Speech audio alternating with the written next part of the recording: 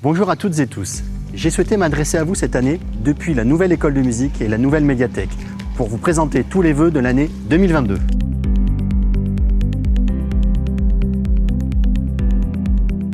L'année 2022 démarre et j'espère qu'elle sera beaucoup plus facile que celle que nous venons de vivre.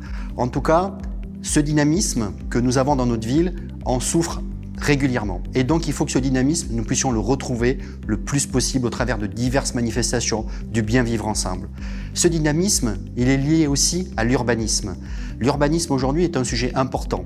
Nous nous sommes engagés à ce que nous maîtrisions davantage l'urbanisme. Après de longs échanges avec Limoges Métropole, l'année 2022 verra arriver une modification de notre plan local d'urbanisme afin de maîtriser de manière importante pour l'année à venir et les années futures, l'évolution de notre population. Ce dynamisme, il se traduit aussi par le Madelage. Nous verrons en 2022 les premiers aménagements sur le terrain du Madelage.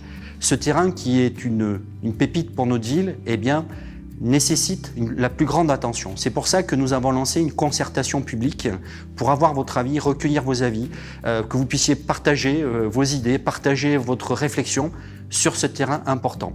L'année 2022 verra effectivement peut-être des premières modifications, mais en tout cas, d'ici 2 à 3 ans, nous verrons dans un premier temps l'arrivée d'emplois sur ce périmètre. Et bien sûr, surtout, élément très important, nous conserverons l'intégralité des choses telles qu'elles avaient été annoncées entre une zone dédiée à l'activité économique, une zone dédiée à l'habitat et bien sûr, préserver une très grande majorité de l'espace naturel que nous avons sur Madelage aujourd'hui.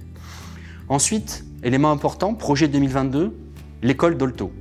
Aujourd'hui, nous sommes en réflexion, nous travaillons depuis de longues semaines, de longs mois maintenant, pour réfléchir à comment réorganiser nos écoles. Avec plus de 900 enfants dans nos écoles maternelles et élémentaires, nous devons, sur notamment le site de Jean Moulin, de revoir l'organisation et la prise en charge des enfants. Pour cela, depuis le printemps dernier, nous avons lancé des groupes de travail avec les parents d'élèves, les enseignants, les personnels, et nous avons réfléchi ensemble à différents scénarios. Nous avons arrêté un scénario qui aujourd'hui va flécher l'extension de l'école Dolto. Ce projet, il est extrêmement important pour notre ville, important pour nos enfants, et il est au cœur de nos préoccupations. Au cœur de nos préoccupations, c'est important puisque c'est l'avenir de la ville, c'est la jeunesse, et c'est ce qui va demain faire des citoyens. Et ce projet se verra exemplaire sur la thématique développement durable. Ensuite, le dynamisme se traduit également par la fibre. En mars dernier, nous vous avions annoncé que la fibre arrivait sur Couzex. Eh bien, la fibre, elle est là. Elle est en passe d'être déployée, d'être raccordée chez nous demain. Ce projet, il est important pour notre ville, pour votre quotidien, puisque aujourd'hui, vous avez besoin de plus en plus de télétravailler, d'avoir accès à différentes données, et tout ça sera bientôt possible avec un très haut débit grâce à la fibre. Bien évidemment, les premières maisons, les premières habitations vont pouvoir être connectées dans le premier semestre de 2022, comme cela avait été prévu, encore une fois, en 2021. À partir de là, bien sûr, ce n'est qu'un début, le reste est à faire, et bien sûr, nous resterons très attentifs au respect total du calendrier pour que chaque Couzexoise et chaque Couzexois puisse bénéficier de ce haut débit.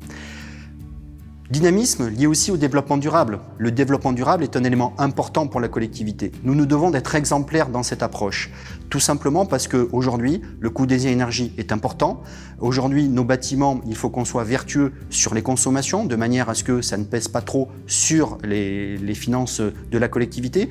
Et donc, nous avons pour ambition en 2022 de lancer, d'améliorer des choses, de lancer des projets, notamment sur l'amélioration des mobilités, à la fois pour les administrés, pour les Couzexoises, les Couzexois, et également pour nos personnels, pour qu'on puisse arriver à travailler, à émettre moins de gaz à effet de serre, et également travailler sur nos bâtiments pour aujourd'hui aussi employer, utiliser des énergies qui ne sont plus fossiles, mais qui sont plutôt tournées vers le développement durable.